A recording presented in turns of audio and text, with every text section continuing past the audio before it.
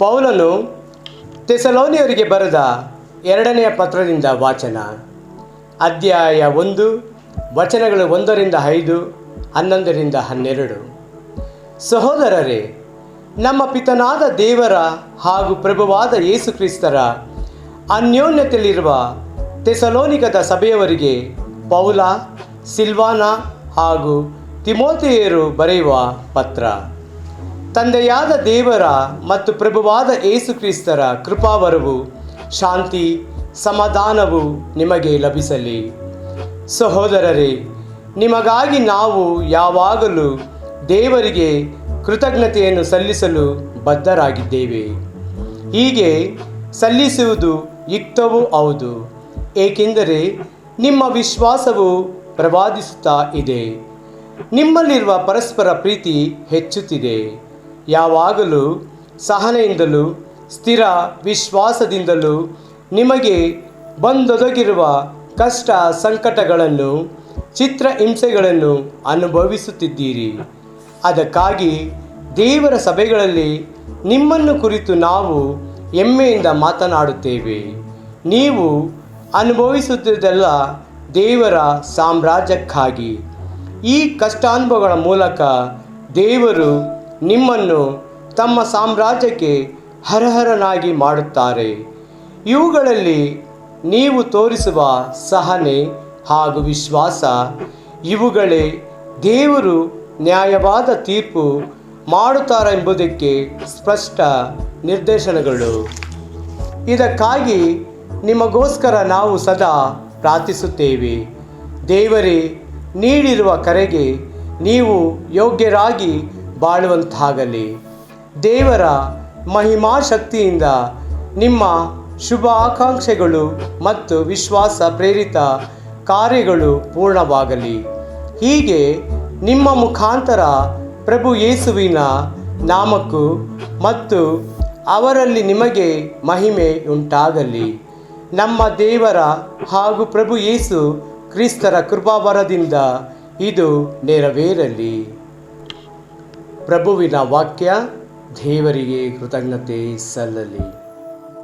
ಕೀರ್ತನೆ. ಶ್ಲೋಕ.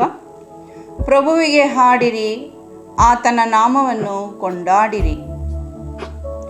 ಹೊಸ ಗೀತೆಯನ್ನು ಹಾಡಿರಿ ಪ್ರಭುವಿಗೆ, ವಿಶ್ವವೆಲ್ಲವೂ ಹಾಡಲಿ ಆತನಿಗೆ. ಪ್ರಭುವಿಗೆ ಹಾಡಿರಿ, ಆತನ ನಾಮವನ್ನು ಕೊಂಡಾಡಿರಿ. ಶ್ಲೋಕ.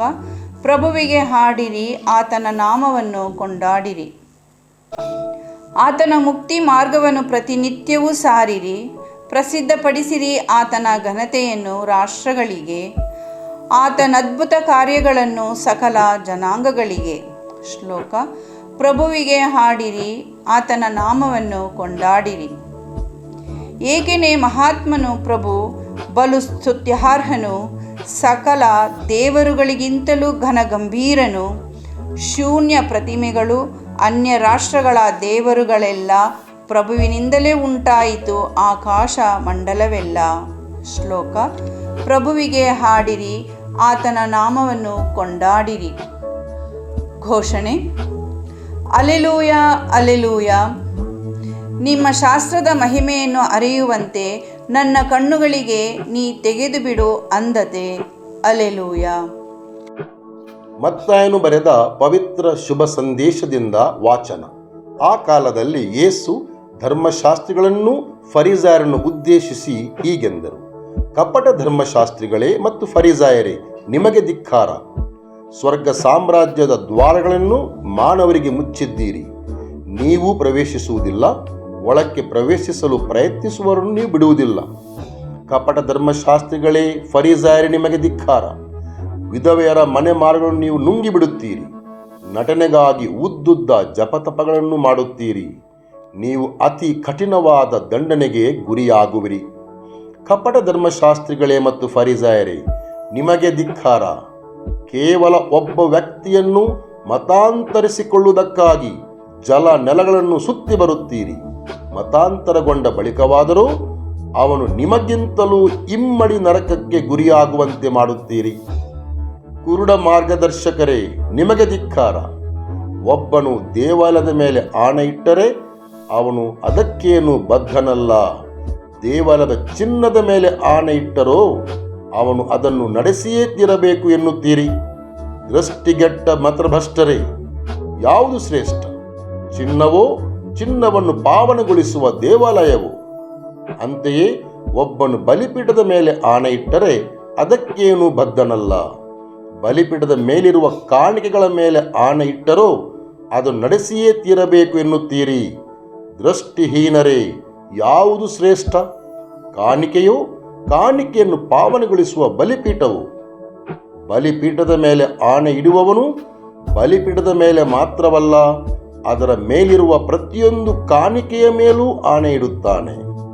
ದೇವಾಲಯದ ಮೇಲೆ ಆಣೆ ಇಡುವವನು ಅದರ ಮೇಲೆ ಮಾತ್ರವಲ್ಲ, ಅದರಲ್ಲಿ ನೆಲೆಸುವ ದೇವರ ಮೇಲೂ ಆಣೆ ಇಡುತ್ತಾನೆ.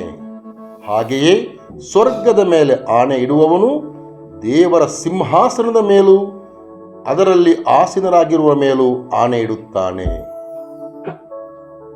ಪ್ರಭುವಿನ ಶುಭ ಸಂದೇಶ. ಕ್ರಿಸ್ತರೇ ನಿಮಗೆ ಸ್ತುತಿ ಸಲ್ಲಲಿ.